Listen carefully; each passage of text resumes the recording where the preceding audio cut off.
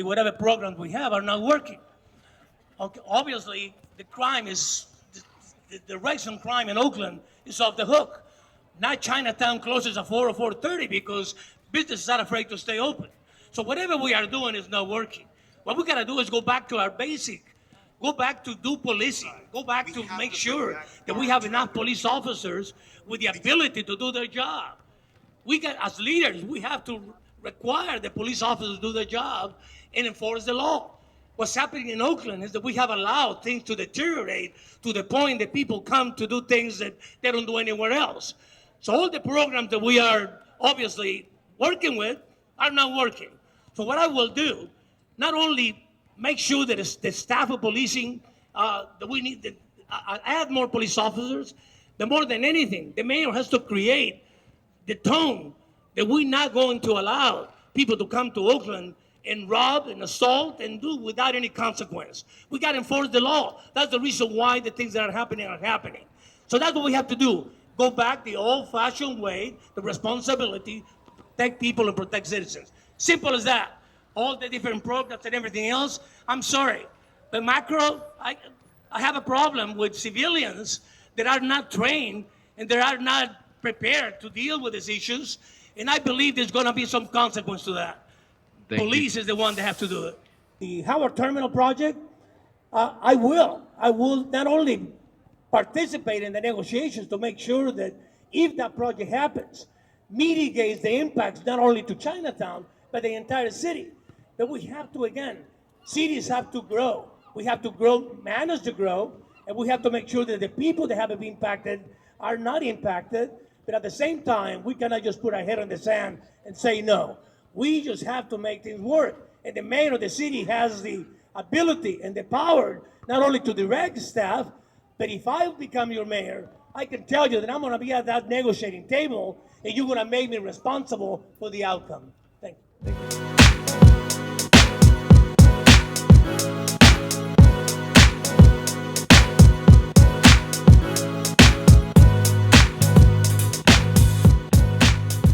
What's good, everybody? Welcome to another episode of Tapping the Show. Today's guest is a pristine one for you guys. Been looking forward to this one for a while now. He's been in Oakland before I was born. Been a city council member for over 20 years, and now is running for mayor of Oakland. I have today with me Ignacio De La Fuente. How you doing today? I'm doing great. Pleasure to be here. I appreciate you coming on. I can't tell you how excited I am for this episode. I am really, last few years, I've been really getting into the politics and especially local politics. So to have you come on today is really an honor for me. So I appreciate it again. My pleasure. Thank you for having me. I want to first get into what we're drinking right now. So we have a full double shot of tequila with some chili pepper. What kind of chili peppers are these? Well, that's where you go from being a boy to being a man, right? So explain the situation. How do we do this? So do we bite it first, or do we drink first, then bite? Actually, use it as a slice on the tequila, right, to give it a special flavor. A lot of bars, they have a special spicy liqueur, but nothing like natural. Nothing natural. So I figure you just bite it. You bite it? Okay, let's say yes. Then we do a little shot, or do we? It gives it a... It does give it that little kick. Ooh, that's spicy. Ooh.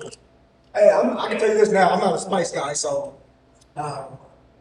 that's different for me. But I want to jump right into it. So tell me about your background, where you're from, how'd you become the Ignacio De La Fuente that we know today? You know, I'm very proud of the fact that I'm an immigrant, came to this country 50 plus years ago. I was about 20 years old. I was born in Mexico City, one of 7 kids in my family. Came to this country without really even speaking the language. So I learned on the road, people to help me. My first job was washing dishes in a restaurant. Second job was a cook. I became a machinist by trade and labor guy by accident. And became a union rep, became a vice president with steel workers. And then I got into politics, again, by accident, to be honest. But how was that transition moving from Mexico coming here? a little bit difficult. I mean, when you're young, but I was by myself, no family here. So it was a little challenging. But when you're 20 and you're kind of crazy, you manage. So I'm assuming that you did not have any interest in getting into politics or anything like that. Did it just kind of happen over time, or just? Like I said, it just happened. I'm working in a factory. I got involved with the union because most of the workers were black and brown. Most of the people that run the show were white. Most of the opportunities for jobs, the good jobs, electricians, plumbers, will go mostly to Anglos, right?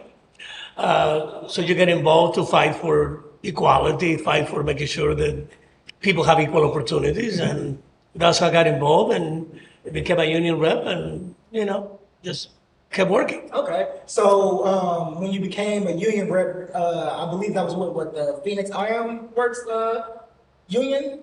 Well, the Phoenix Iron Works was one of the shops that I represented, right? Back in the day, Oakland is a blue-collar town. Oakland has thousands of jobs back in the day, right?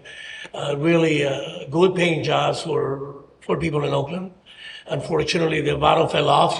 Jobs start leaving, and that's how I got involved in politics, right? That nobody was doing anything about retaining jobs and retaining our tax base in Oakland, so I got involved in politics and run for city council because of that. Did you have somebody in your ear like, oh, you should run for union representative or city council, or was it kind of just like a hard decision that you made one day because you was like, I'm just tired of everything that's going on? When I went to City Hall for the first time, and I asked the mayor back then if anybody was doing anything about preserving jobs, retaining jobs in Oakland, the answer was no. So I learned from young age that if you want something done, you do it yourself. So I run for city council, and the platform at that time was only jobs, right? So it became my mantra and became the reason why I run. How did you build a career for like becoming a union rep and then moving on from union rep on to become a city council? Like what was the infrastructure like? What give us some details about that, because what I really want is to get to the nitty gritty and figure out like how you actually did it, because like I'm really curious about that. Honestly, I think that I was raised by my grandmother and my aunt, and they always kind of injected on me as querer es poder. If you want to do something, you actually do it. So I never planned anything, really, honestly. Maybe I was in the right place at the right time and took advantage of that opportunity and never looked back. I mean, I think that I'm used to give everything 100%. That's the reason why I'm running for mayor this time, because I believe that I'm probably, honestly, the only person with experience and the capabilities to actually get the job done, which is, at the end of the day, that's what the citizens deserve, and that's the reason why I'm running.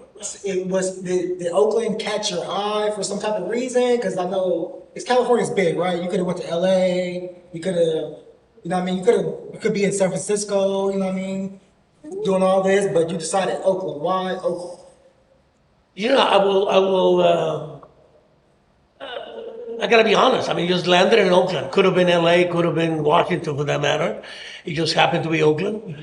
And as soon as I landed here and kind of felt the vibe of Oakland and the people that kind of took me under their wings and helped me, Oakland is like no other city. I mean, it's not only because of the diversity of people, but because I think people manage to, regardless of anything, you kind of help each other and kind of carry each other out, right? So it just, again, right place at the right time, and took advantage of that. So. That's a good thing about Oakland. Like anybody I know that moved here, especially from out of state or something like that, they really feel the sense of community here. That's why I really respect where I'm from nowadays. Like it took me a while to kind of feel good about where I'm from, I guess you could say, or just took time to kind of realize what Oakland Bay Area has to offer. So yeah, so I really the sense of community here is different, it's bar none, especially when you compare it to like San Francisco or something like that. You don't feel the sense of community out there, even though it's a great city and all that good stuff, really big economy, but Oakland really has the community down pat, in my opinion. Actually, I use the phrase that Oakland has soul compared to other cities. I mean, we have incredible challenges, but at the same time, I think we have everything from weather to port to you name it. Unfortunately, at this time, we are facing kind of a very big challenges, and we have to deal with it in a way that really involves everyone and represents everyone. So. And I know you have 20 plus years of being a city councilman. Why do you think you are more, I guess, fit to, do the job of mayor? The job of mayor, and especially under this form of government, is you in charge. I mean, the mayor is responsible, the highest elected position in Oakland. A strong mayor, I mean, some people feel that might not be as strong as it should be, but I believe it is. I believe that is on paper, legislation or the type of government is, you can argue, the good or the bad, but to me it's the person. To me it's the personality of the person. If you're willing to make the tough decisions, if you're willing to represent everyone. I tell people, when you get elected to office, you kind of lose the luxury of just representing one person or one group. You're responsible for representing the constituents, everyone, and it's a lot harder than just being champion for one cause. Right. You become a champion for all the causes, and I like that. I believe that's the reason why I'm running, because I believe that I can probably represent the city and the citizens better than anybody else. Yeah, I mean, you definitely got more experience than a lot of the people on the ballot today. So I feel like that experience really will come in handy. Oakland needs some type of boost, and I feel like you bring that experience, so you know what it really needs. I can get that sense. So with that being said, the city council position, you held it for over 20 years. What was how did you keep winning those elections? Did you do anything different from the other, representatives, or? No, I think that I'm very proud of the fact that as a council member representing one district, one area of Oakland, I probably have more projects that I can see, that I can touch than any other council member. Oakland is a city that, unfortunately, at this time, we losing all our assets that we had. Right. We were a city with 3 professional sport franchises, Raiders, Warriors, A's. Now we're down to 1. Right. And if we're not careful, obviously we're going to lose our last team.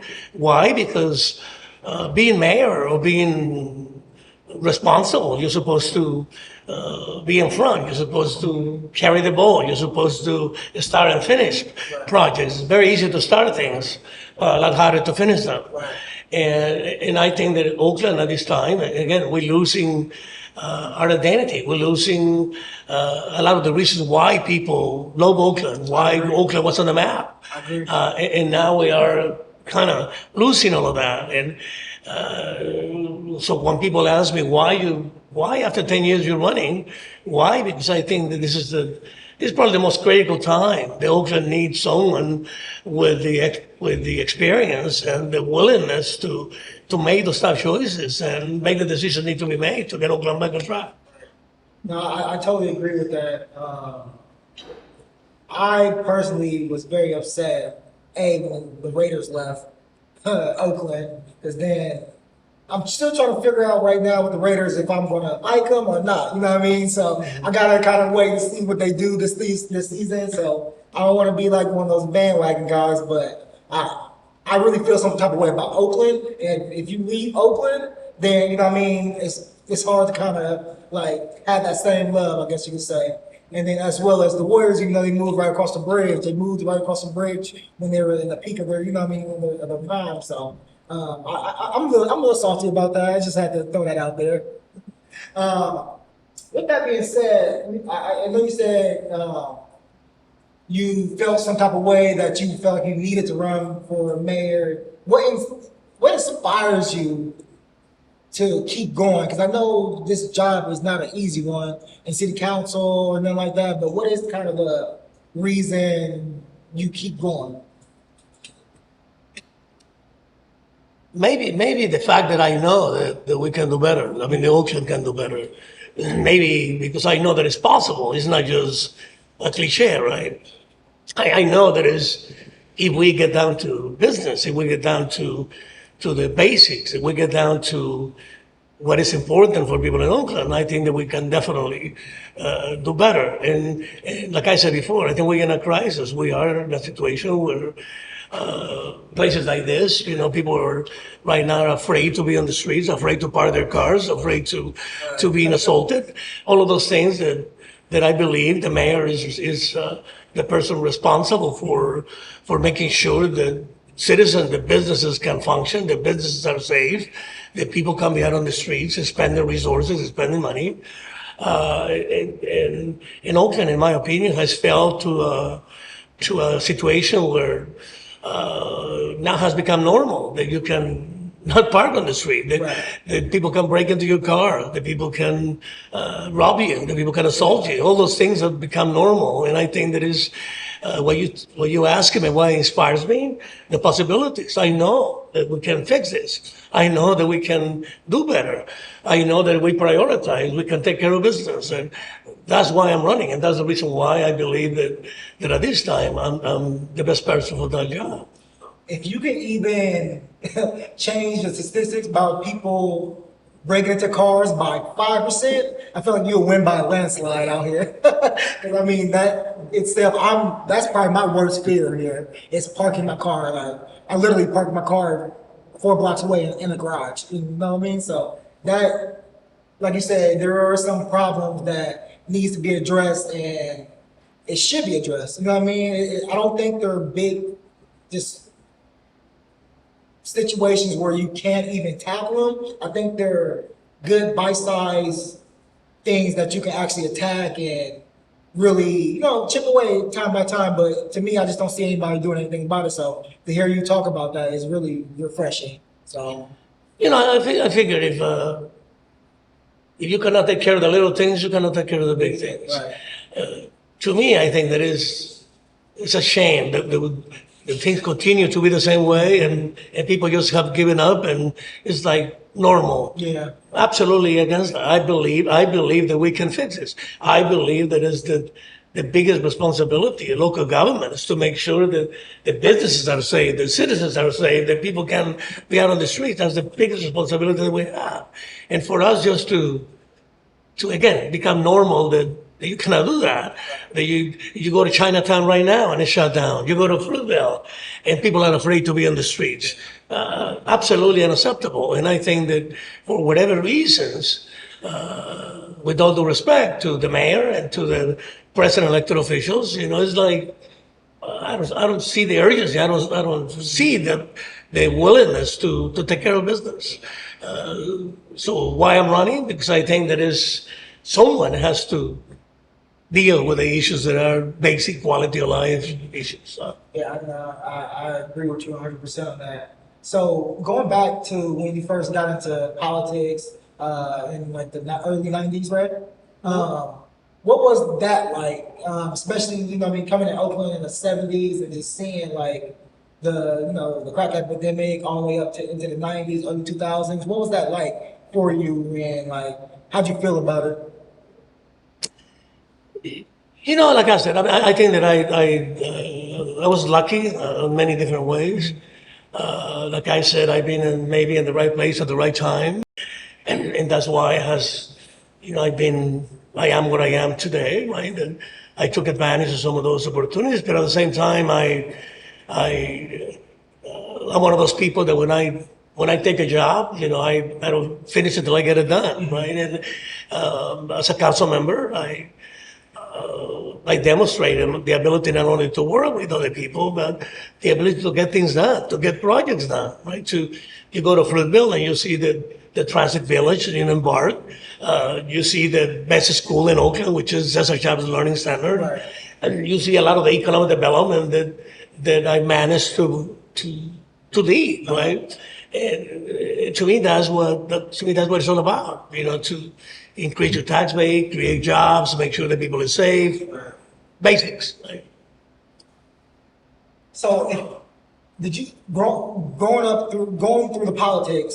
Did you have anybody mentoring you, or was it just one of the things you learned as you go? Or I think that if I think about it, I think that when it came to politics, I think that Don Purata was a politician in the Bay Area that was very active back in the day, and we became friends. And I think I learned. I don't know if I can say mentor, but one of the people that I learned from. I worked with Jerry Brown, right? Governor Jerry Brown. You learn from people like that. Even if specifically they don't mentor you, you work with them and you learn. But maybe I think that at the beginning, people that helped me even learn the language, but even learn English, right? Sometimes people don't believe me, but it's true, right? That when I had my first or second jobs that I didn't speak the language, people help me. People will take a fork and says fork, right? Or a knife or a glass to teach me. And so I think I remember, a lot of those people, from Johnny Walker to John Woods to many of the people that helped me back in the day. And you learn. And then if you are willing to learn and take the good and the bad from people, I think that it makes it better. So it sounds like you just took the bits and pieces from different people that you came in contact with and just kind of rolled it up and made it your own. Correct. And like I said, watching people, how do they make decisions, or how do they try to manage to be fair, to be balanced, it's not an easy thing. In politics, I think that the easiest thing to do is being at the extreme of things. Right. You can always vote no, you can always support this and support that. It's more difficult balancing. It's more difficult making sure that you represent everyone. It's more difficult making decisions that you're going to upset people because you can never satisfy everyone, right? But that's what it's all about. That's what politics is all about. And I think that democracy has worked, right? We're kind of in a state right now where we are starting to see more people of color going out and voting and really taking an interest in politics.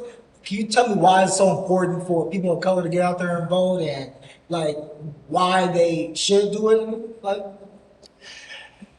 When I came to this country back in 1971, I didn't speak the language, like I said, right? So I did everything that I could learn. People helped me to learn, and I just take magazines, newspapers, anything that I could read in order to learn the language. One of the things that I really became very attracted to was the history of the civil rights movement. Why? Because I think that it shows how people die for what they believe in, right? And one of the things that I learned, and one of the things that really stuck with me, was the right to vote. And I'm saying this because Oakland is one of those few cities that have something called ranked choice voting. It's like not a person, one vote, but it's ranked choice voting. You got to vote for one or two or three people. Right.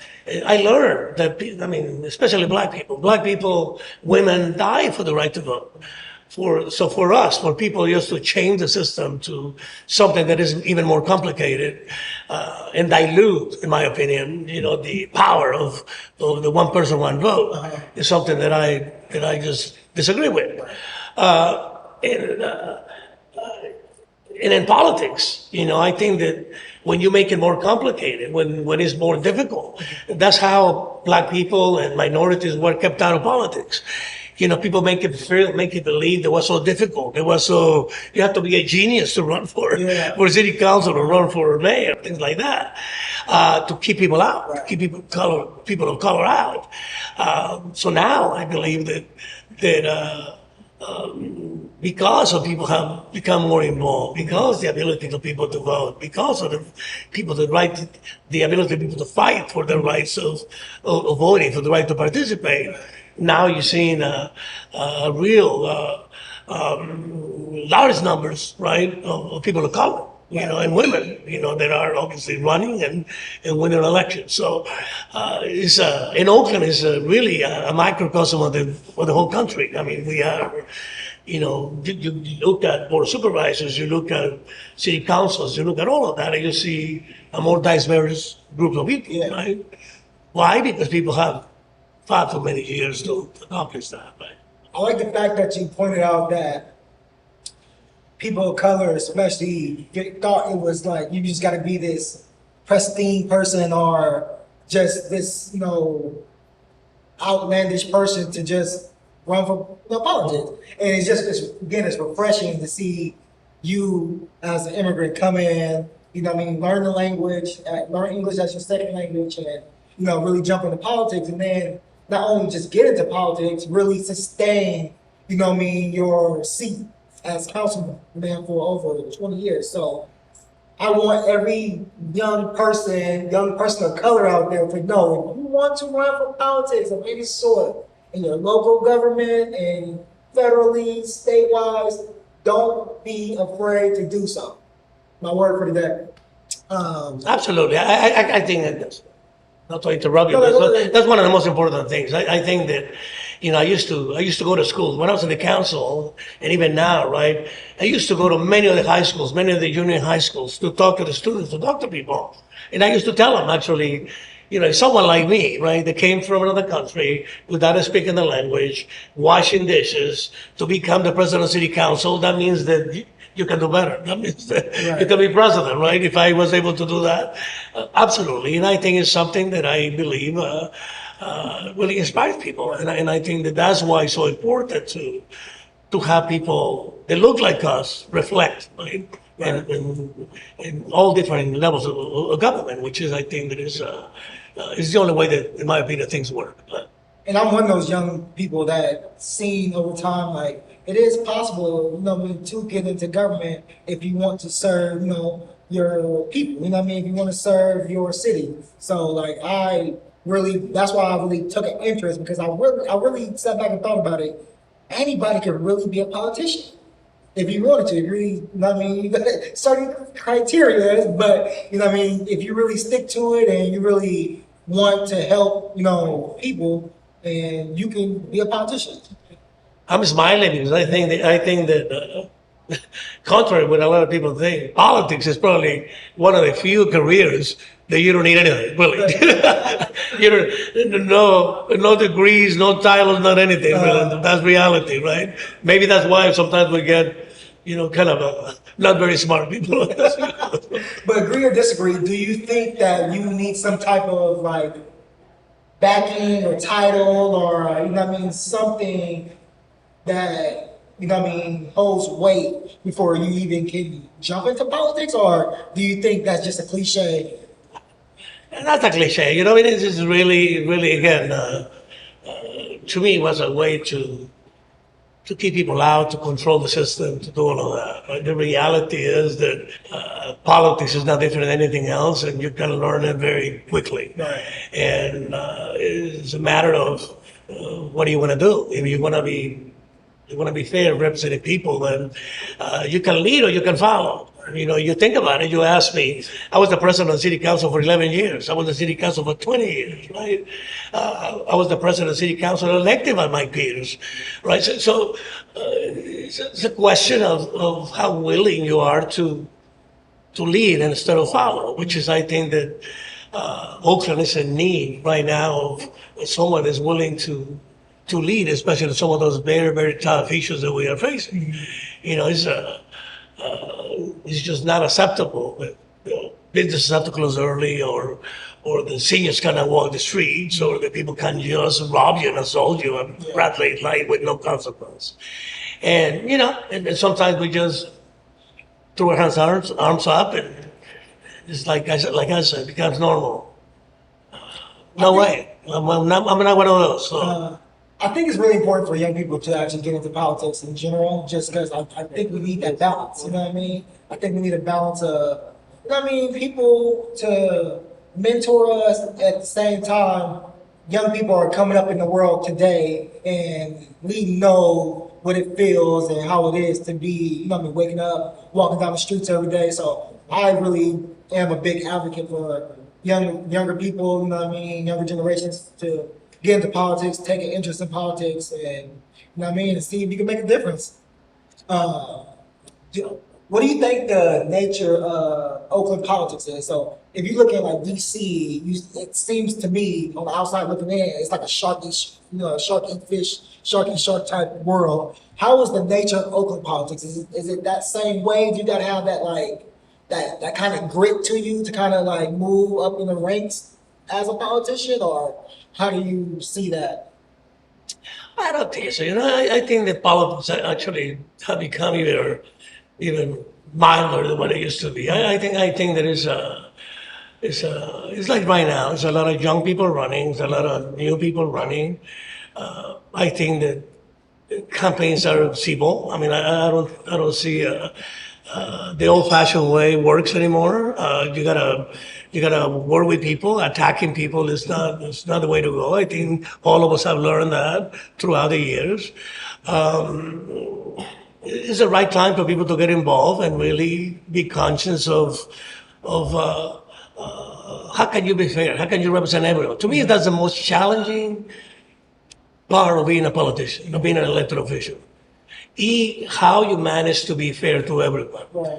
How you manage to make decisions and things that you might disagree with, but it's in the best interest of the majority of the people. Is that hard though? Because like everybody, there's multiple different groups of people, but everybody got their own ideologies and just things that they want done in the city. But you know what I mean? Like it does seem like almost seems impossible to kind of get to everybody. So how do you kind of deal with that at the same time? Like I know you want to do right by everybody, but how do you balance that? Like I said, that's the most challenging part. I want to repeat myself, but it's very easy you sit in some of those, I remember, right? You sit in the city council, 8 different members. Sometimes people abstain because they don't want to make a decision. Actually, let me tell you, I was in the city council for 20 and a half years, and I never abstained in a vote. And most people do. When people don't want to upset one side or the other, you abstain. You don't vote. I believe that you get elected to make decisions. You get elected to just that. Right. So I never abstained. I did obviously upset some people sometimes, but it comes with the territory. I was about to say, I feel like that you have to do that in order to run for politics.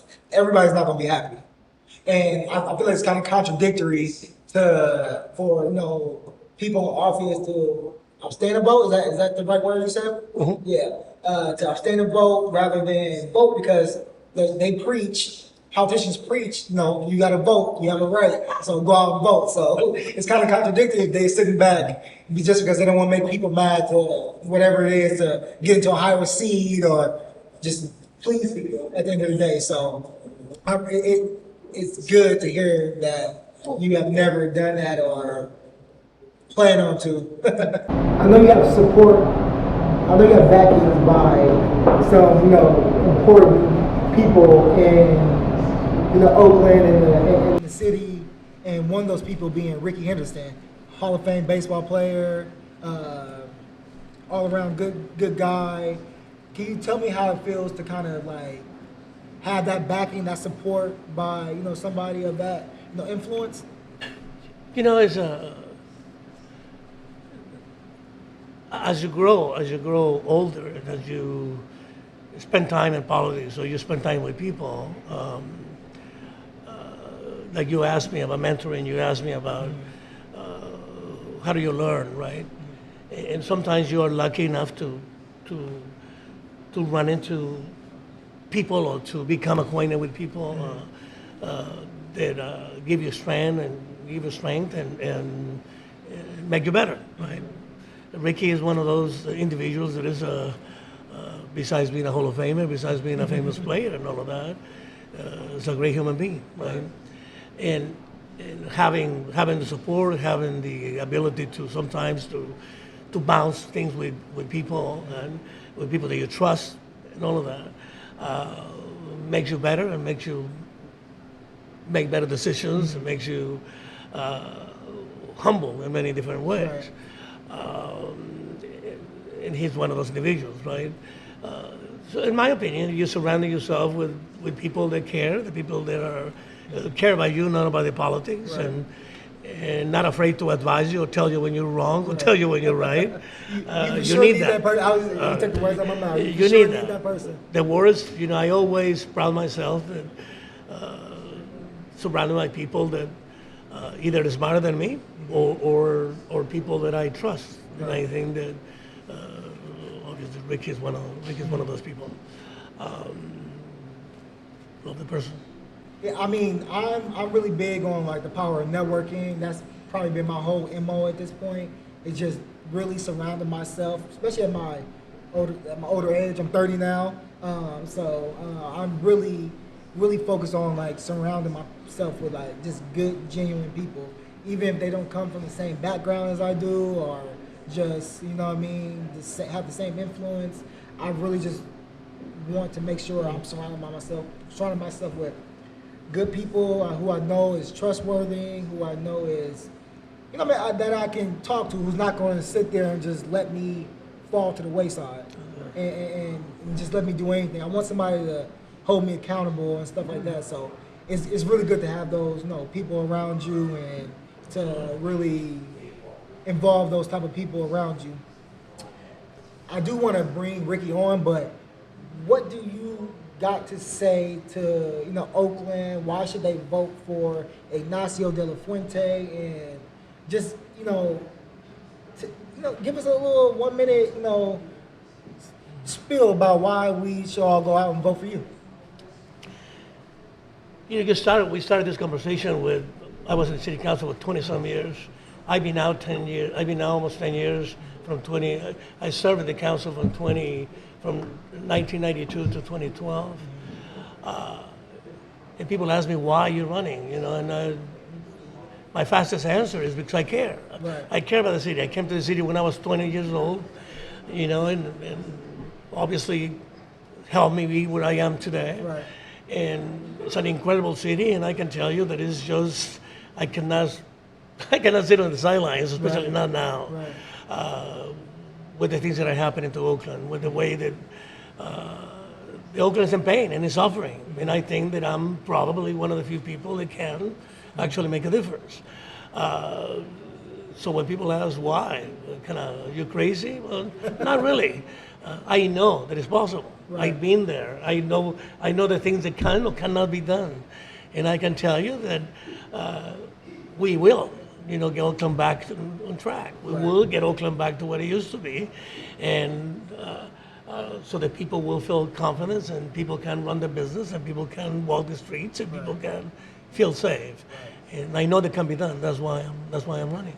Well, I mean, it's good to hear that. Like, I'm on board, man. Anything like I can do to help the city, I'm all for. I'm ready to take that next leap and just be a leader, and I feel like I'm starting that here, having pristine guests like yourself come on and really touch on Oakland. I love Oakland. I was born and raised here. I don't think I'm ever leaving, so I just want to see the best for the city. So I definitely appreciate your time and Same here, my friend. Salute. Salud. Salute. Pleasure. Pleasure. Thank you for having me. So, we gotta keep the party going. We had to bring on another guest to round out this, exceptional episode. Where do I go? Hall of Fame, Major League Baseball player. You know, did a few years, a couple stints with the A's. Ricky Henderson.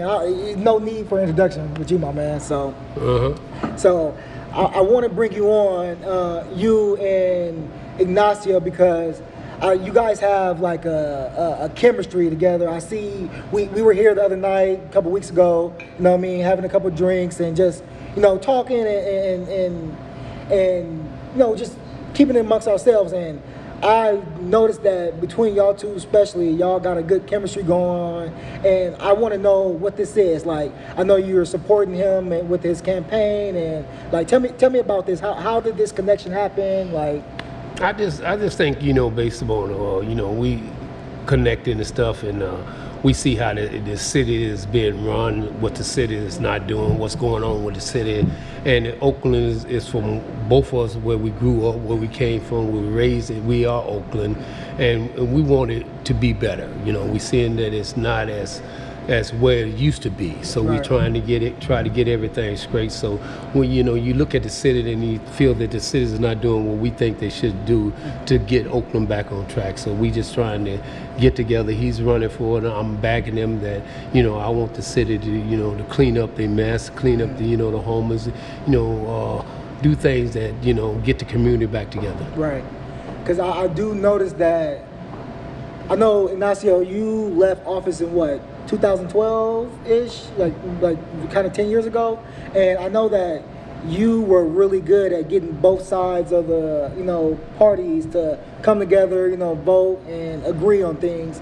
I feel like ever since you left, that has kind of deteriorated, and it reflects within the city of Oakland. So I don't know, I just feel like there's a sense of like realness, a sense of like just a person in that office. You know what I mean? I feel like everybody who has came in that office in the recent years are just career politicians at the end of the day.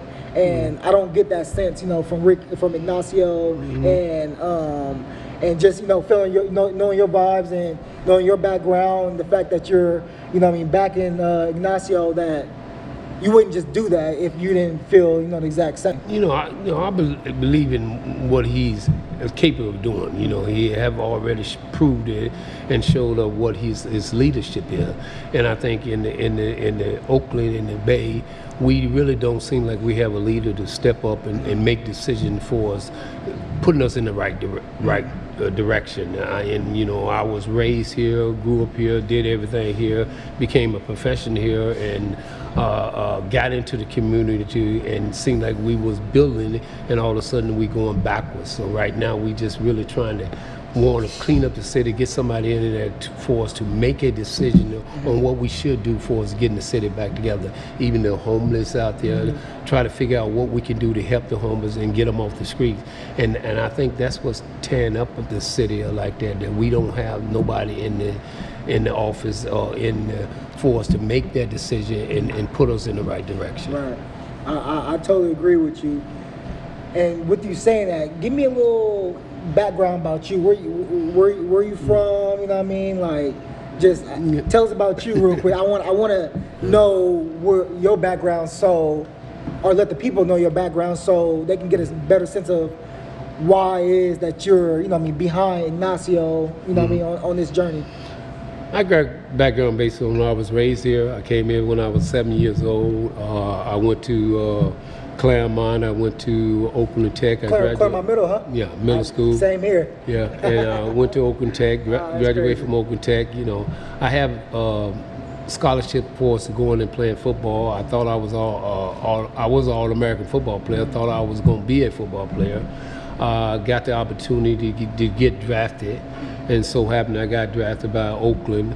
Made a decision that I was going to go out and give a shot to playing baseball, and so happened that everything fell in place. I had coaches, I had teachers and stuff that for us to guiding me and for us the right direction on what you really want to do, and so happened to got the opportunity to be a big league ball player, and did things on the baseball field that I enjoy doing, and also seeing how the fans and the people surrounding me that enjoy it. So I wanted to really get back to the community that, we can create stuff. We can bring the kids around, the athletes around, for us to giving them opportunity to develop on something that they want their dream to be about. If they want to be a athlete, to go out and pursue their dream. And I'm a great example that, I came out from Oakland. Really, they can say you came out from the hood or something like that, but you had people that guided you to the right direction. Instead of, right now we don't have the fathers and the parents that go out and take the kids out and try to help them in the right direction. The kids is out there and they trying to figure out how to make a living. And some of them is going in different direction, and we losing the kids that can't play sports in different direction because they don't know which way they should go, because we don't have the fields for us to going out there to giving them the opportunity, or we don't have the parents to going out there and picking up the kids. I used to have a father that came to me to pick me up, to take me to the ball field, because if he hadn't came by the house and picked me up, I don't think maybe I would continue playing the game if I wasn't trying to get a job and make something to help out ends with the family. You think having that father figure is the reason why you made it to the big leagues? I think it helps. Having that person to advocate for you, you know what I mean? Mm-hmm. I think it helps of having some family figure or a person that figure that you as an athlete, and he sees something and he gonna give his time for us to taking you out to pursue your dreams. I had people that I looked up to, and people said that you did great in the sports, but if I didn't have the parents, or I didn't have the people that guide me to I probably would have been in the same situation a lot of people is into, of trying to make ends and meet in the industry, and sometimes it's not the right way of doing things, but when you got somebody is pushing you and willing to take the time out to show you the right direction, and you willing to listen and follow their direction, and see what happened at the end, and so forth. And with me, things turned out with the best. I became a great baseball player. I put in the time, but people say you became a baseball player, but if you don't have the people that look up to you and help you doing what you're going to do, you probably wouldn't even be the way I'm at today. And I mean, I'm a prime example of that. Like, I had love growing up in the house, like from my moms and all them, but I didn't have the guidance, you know what I mean, of that male figure. Like, my mom and them always like tried to get me into sports, and I always figured out that on my own, right? But me and mom working 2 jobs, not there at night, gotta go to work at night, gotta go to work in the morning, you know what I mean? So we gotta kind of figure out how to get to school, how to get back, and then look for these like extracurricular activities. Like, I feel like I'm a basketball player. Hey, I'm good too. I'll give you buckets. So I'm gonna just throw that out there. But I just feel like like not having that guidance kind of hindered me from getting to the next level. Or and again, no excuses, but I just feel like you need that guidance. You need somebody in your back, like supporting you, politicking for you, and all that. But see, then like I look at the kids today, the family figure, the father, the mother, both of them had to go out and get a job for us to support the family. They don't have the time that for us to giving the kids the time to take them to the ballpark and take them to their field to help them play the sports that they need to be playing and keep them on the right track. So they have to go out and do the job. So now the kids is out on their own.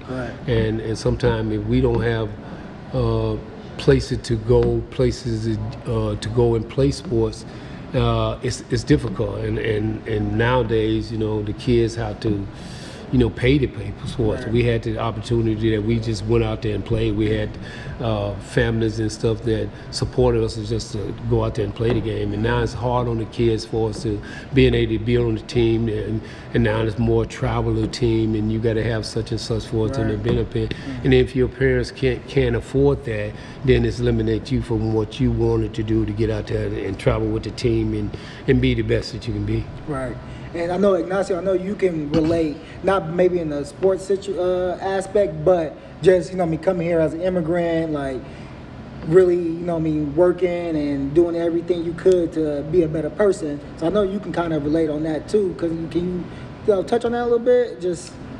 Yeah, I mean, I think that is, Ricky put it right. I mean, sometimes is when you grow up and if there's no role models, or it is a household that, like you said yourself, I mean, your mom with 2 jobs, mine did too, right? So sometimes we unfortunately miss that part. But I think that sometimes the community or people close to you kind of fill some of those voids sometimes and help you, right? But if not, it's as Ricky put it, it's not. That's what we're facing today. The young people is life is not as valuable as it used to be. We got to go back to for those kids to know that there's something out there for them, right? There's a value. Right. There's a reason why not to get in trouble and not to do the things that sometimes we do. But these times are very challenging for young people, more than it was for us. I think it's difficult times, and I think that they need people like us to kind of show them the way and show them that it's possible. I agree. I feel like a lot of young people need like something positive to cling on to, and just like personally, like not me in per se, but growing up, I feel like a lot of kids like thought maybe, oh, if you're doing something positive, it's not as cool, it's not as not as like it's not the hat, I gotta go out, I gotta do something bad, I gotta really, I gotta fit in. I gotta fit in, I gotta show that I'm a man, or I gotta show that I'm that girl, So I really do agree that it takes, people, like y'all, for people like me to kind of like look up to kind of like relate to and kind of like cling on to. But again, I think as the younger generation, it's up to us to kind of take that initiative too. I know you guys probably can preach to people till y'all blue in the face, but it's got to be some type of initiative from us as young people and wanting to make a change at the end of the day. So Takes a village, right? yeah, yeah. But a lot of times, if you get in the community with them and try to, give back and trying to show that where you came from, what happened to you, to give you that opportunity and share that with the kids, and hoping that you can reach out to a handful of them just to show that they have a chance just as well as anybody else, and it's the right chance. It's just based upon you got to be willing to understand what you have to do and focus on what you got to do and put your heart to what you want to do and try and say have success behind it. Right. And I think we all have that, but if you it's not in the community, and like you say, you don't have a role model, or you don't have somebody that is taking the time out to showing you the way and hoping that you can pick up that way and continue doing the right thing and make you a better person. Sometimes we just get off the wrong track. Right. And to me, the biggest, I'm sorry, go ahead. To me, the biggest message, I think, right now, right, is that if you work hard, there's nothing. Ricky didn't became just by magic. If you work hard, that's the difference. The difference is you can have the talent, but if you don't have the drive, if you don't work, as hard as you can work, nothing. Hard work is underrated nowadays. Yeah, exactly. It's Hard work is underrated. But see, remember, my grandma used to make me sweep the sidewalk every Saturday morning. And you sweep the sidewalk and say, "Hey, Grandma, I'm tired. This is not I don't like sweeping." So you know what? That might be your job.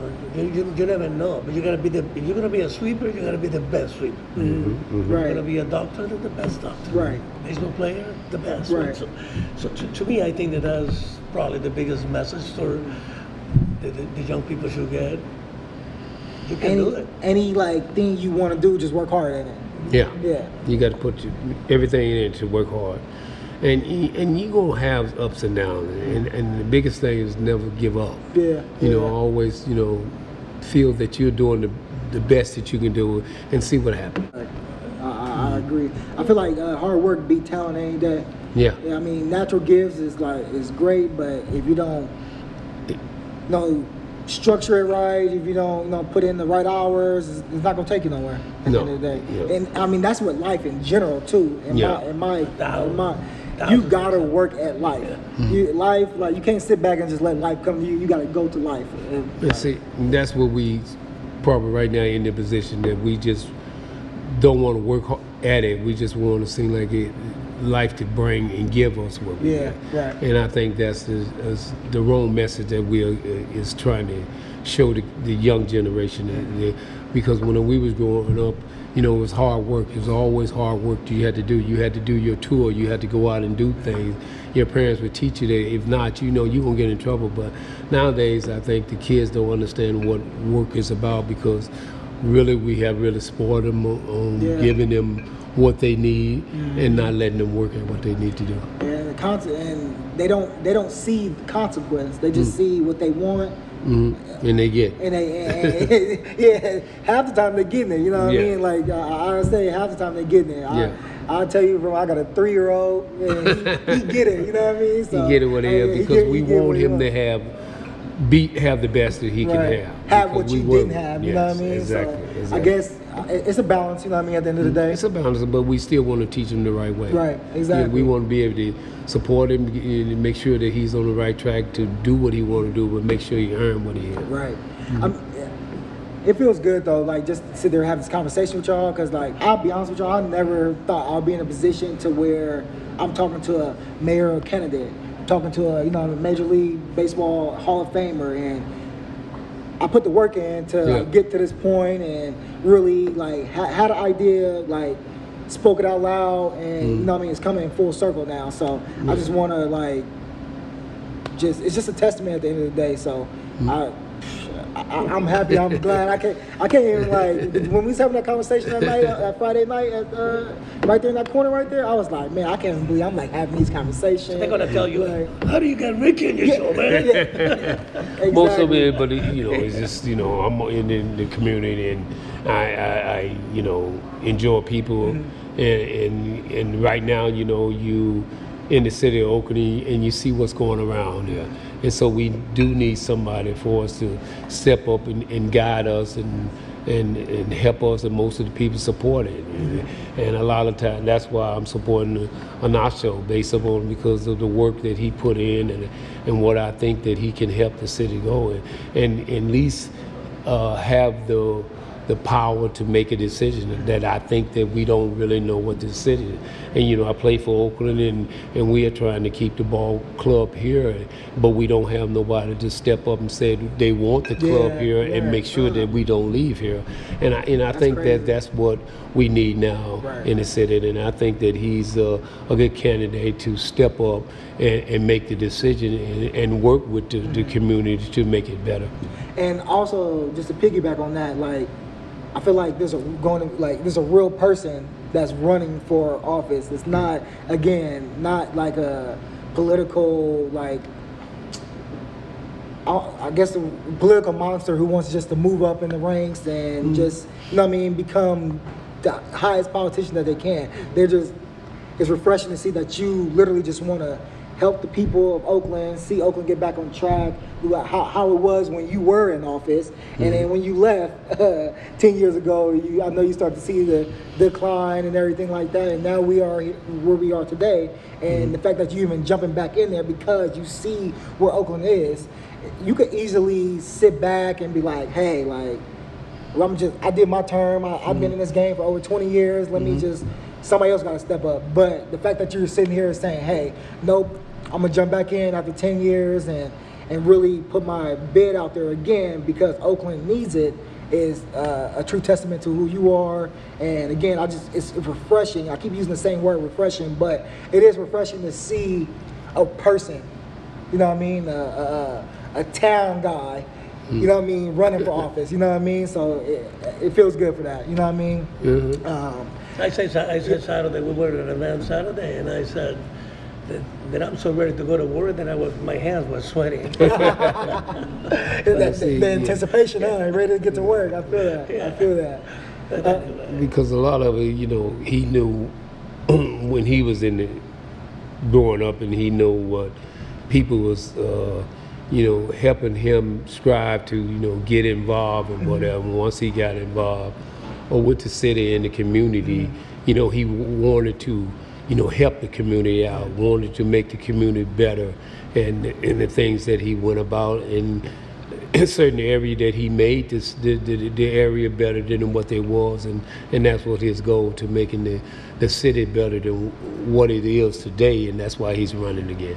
And I only feel like you can really have that desire, that love, if you were really in the trenches, I like to call them. The trenches, like being with the community, with the people, you know what I mean? Being the person, being the people. Like, I really only feel like you get that love, that sense by, being, with the, I guess you want to say common folk or whatever, however you want to call it.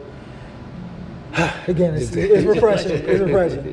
When you're in a place like this, right, sobre mesa, right, when you look at Nelson, when you look at the people that put everything on the line, to open up a business, to create jobs, right. And then you have to go through a system that is not helpful, that is more obstructionist than helpful, right? Right, and I can tell you that I know, because I'm out all the time. I talk to owners of businesses. I talk to people that they really have to run their business. So I understand. Yeah. I know what my job will be. When you're mayor, the direction is going to be the message. Right. The administration, the bureaucracy, the people that we paid, to work for the city, that they should go out of their way to make it easier for businesses like this to open up the second, like Nelson, like Lamar, and Sobre Mesa, and that's the whole idea. And I think that we have lost that, and we have to re-inject that back into the system, right? That we're here to help, we're here to facilitate, not to obstruct, not to give you citations for everything. You know what I'm saying? Yeah. And if you look at the reputation of our city, unfortunately, it's like right now, right? The reputation of our police department. They don't respond. They don't show up. We know that they have challenges, right? But somebody's got to be responsible, right? We have to make sure the businesses are safe and can function. Right. That's the goal. That's the vision. I think that's the reason why I figure, running so hard, because we know that can be done. Right. And just to kind of piggyback on that, it's crazy that everybody who comes in from out of state, not from Oakland, know that, give them a month, they know the police not going to respond, for certain things, But I don't know. Again, that's why I feel like you'd be the right person, fit for office, and not just, no power politician, you know what I mean? So here I go again, saying refreshing, but it is.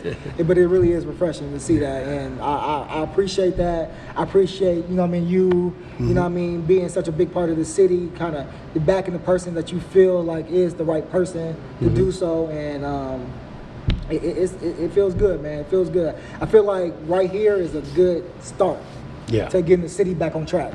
And you think about that, so. It's like Ricky, right?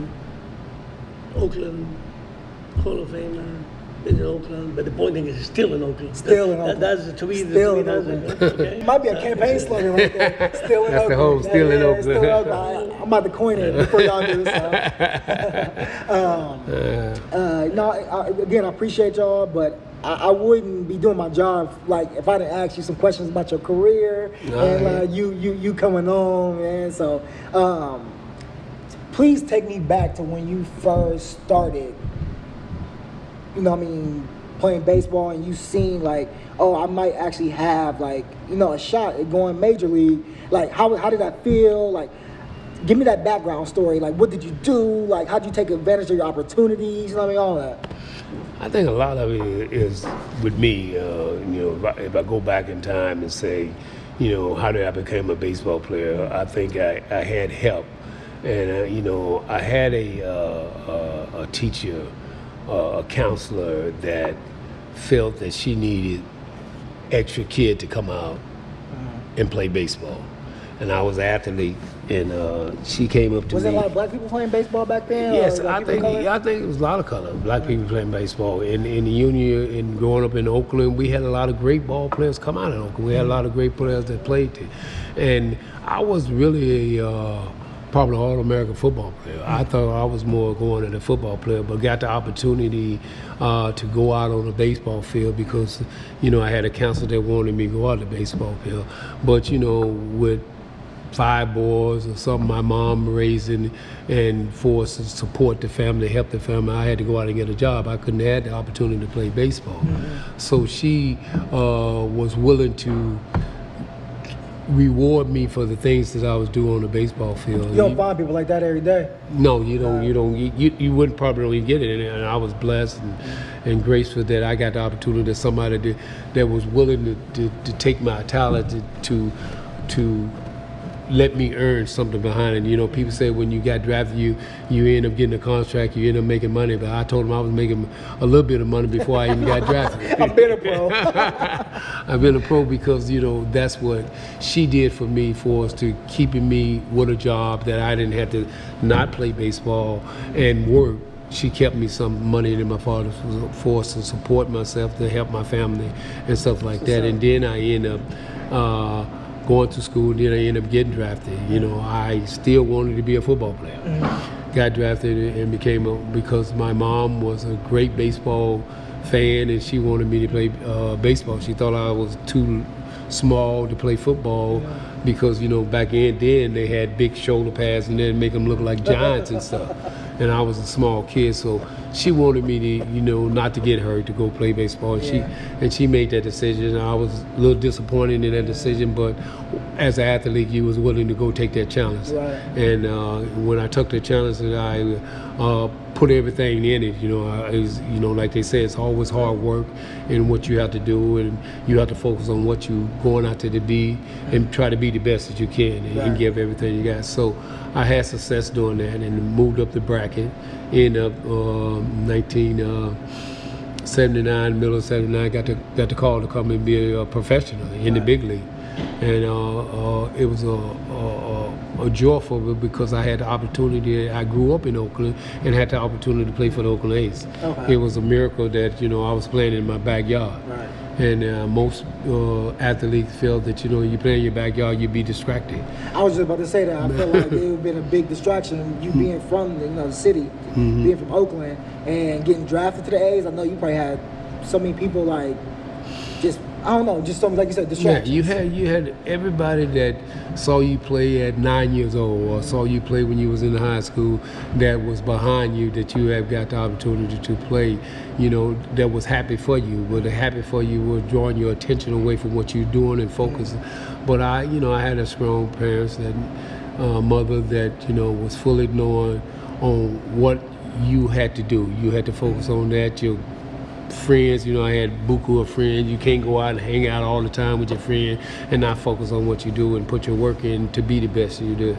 So I got guided from that, and I got guided from teachers in the game that taught me things to focus on to be the best. And so when he's modest, but the reality, he's modest. The reality, you think about it, the reality is baseball players and it's baseball players. And it's like me, it's politicians, it's politicians. Council members, and it is council members. Right. So I think that's the difference, and I think to me is the drive. It's many people that have talent. Yes. Yeah. But to have the drive and the every single day commitment, that's where the separation comes in at. That's where the separation comes in at. And I think that's what the test for me. That was the test for me, that I was from the hometown, and you playing in front of the people that saw you grow up. Right. So you wanted to prove to them, or wanted to be the best what you can do out there. And maybe, I think most people said wouldn't have been the edge. I thought it was the edge because they was pushing me each and every day. Right. That everybody in the city was pushing. They was backing me. Everywhere I go, they was backing me to be the best, to do the right thing. And most people, when you running around the city and you let little kids, I had, grown people was always in my ears telling me, to do certain things. You got to strive. You got to think about what you got to do for us to be the best. Crazy that you say that, because like a lot of times you hear about like people getting drafted into where they from, and it's always a negative, connotation to that. Oh man, that person fell off, and 9 times out of 10 is because he had the distraction. But it sounds like what it is that you people that you had around you were literally motivating you. Yes. That right there is a big reason I could say you probably became a Hall of Famer, just because you had not just one person, you had a group of people, rooting for you rather than distracting you, making that a detriment rather than a positive thing. Again, not a cliche. It takes a village, right? Seriously, you get people around you. Somebody, when you fall, somebody can pick you up. Because I tell you, it was just me. I'm blessed in all angles of saying that I had the people that surround me that made me be the person that I am today, or be the player that I am today. Right. Because now that we need people like the parents and stuff that guided me, that we needed for our kids today, but we don't have that, because we don't have the parents that don't have to go out and work each and every day for us to put meat on the table, and stuff like that. Both parents, not one parent. Sometimes back in that day, we may have one parent doing all the work and the rest of the parent was taking care of the household. Right. But now both parents got to get out there, and now the kids got to figure out which way to go. And sometimes we get in a situation that we don't know which way to go.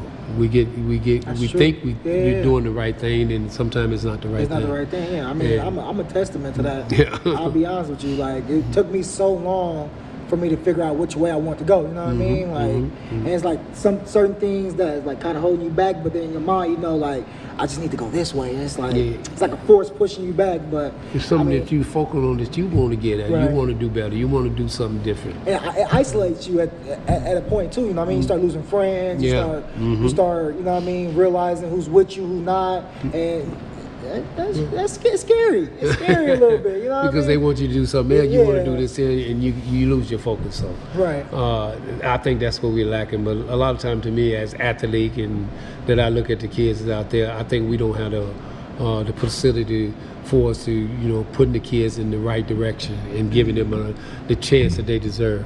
And it's so hard nowadays because parents, everybody got to go out there and try to make ends and meet, and our kids got to do the same thing. Sometimes they fall off a different way, especially in California. So how was playing in the major leagues? So I know you were playing in like the early 80s, late 70s, early 80s and stuff like that. How was that?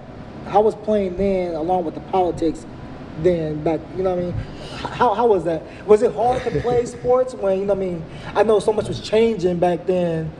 I think, it's always hard to play sports, but I think as an athlete back then, we was more focused on being an athlete than we were trying to focus on the politics of what it, we let the politics do what they had to do. We had to be able to focus on being a player. Because it was, to me, it was sometime a do or die. Only a handful of them gonna make it. A handful not. I remember when it was more dangerous for players to be involved in politics. Get in politics, we was done. So I almost thought the opposite. I almost thought like maybe back then, like if you play, you have like some type of stature that you kind of got into politics. But it's the opposite. You kind of stray away from it. I don't think politics and sports became measured together. We was in different directions. We wanted, as an athlete, you wanted to go out and be an athlete. And politics, people was politics doing what they had to do, but we had to focus on being an athlete, because in my bracket or something, any day you can lose your job. It was, when I played, I used to have coaches and stuff, or when I was growing up, my Mr. Robinson always say, if you get hurt a little bit, just put some tape on and go back out there and continue playing, because if you're going to be in the training room a lot, you might lose your job. Right. So we was more focused on keeping our job, being out on the field each and every, no matter what we hurt or whatever the situation, we had to go out there and give our best. Right. Hey, shout out to Mrs. Robinson for the game. Yeah. Oh, I give him credit all the time for the game.